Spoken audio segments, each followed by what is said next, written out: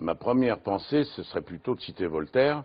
Je ne suis pas du tout d'accord avec ce que tu dis, mais je ferai tout pour que tu puisses continuer de le dire.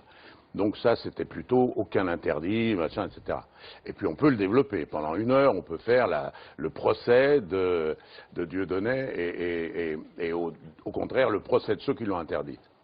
Mais quand je vois où on est arrivé à la fin, on en dépassera sûrement, finalement, ce que la justice aurait dû faire, puisque le seul interdit qu'on doit respecter tous, c'est celui qui est imposé par la justice. Et quand je dis la justice classique, la justice judiciaire, je crois qu'on l'appelle comme ça, pas la justice d'État, en tout cas assimilée. À partir du moment où la justice rend son verdict, tout le monde s'y plie. Et apparemment, 9 condamnations, plusieurs années de combat, plusieurs années pendant lesquelles la justice a dit « il faut que vous arrêtiez de dire ces saloperies », et il a continué.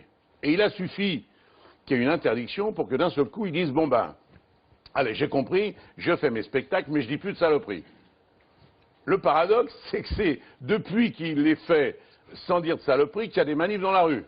Ça veut dire que le trouble à l'ordre public qui existait que préventivement, et qui justifiait pourquoi le Conseil d'État avait dit on arrête, alors qu'il n'y avait pas de trouble dans la rue. Il y avait un trouble psychologique, affectif, philosophique, tout ce que vous voulez. Comme quand on entend des grosses conneries ou des saloperies. Voilà. Parce que maintenant, ça y est, il y a la bagarre. C'est-à-dire que, bon voilà, je pense que ça a servi, ce qu'ils ont fait, puisque maintenant, il a pris l'engagement, et pour de vrai, il dit plus de saloperies.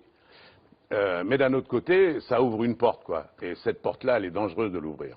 Bon, les gens qui vont voir des humoristes savent parfaitement à quoi s'en tenir. On peut rire d'un truc qui est complètement faux, par exemple, et qui est complètement diffamatoire. Moi, on m'a présenté dans une émission célèbre, ça fait 30 ans, avec des gourmettes en or, avec des chevalières, avec des machins, parce que non, non, mais j'en ai jamais vu, j'en aurai jamais.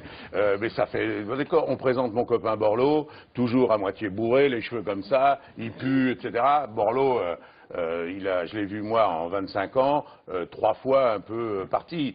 Donc peut-être un peu plus quand même. Non. Au Guignol, oui, tu le vois toutes les semaines. Ça va beaucoup mais cher.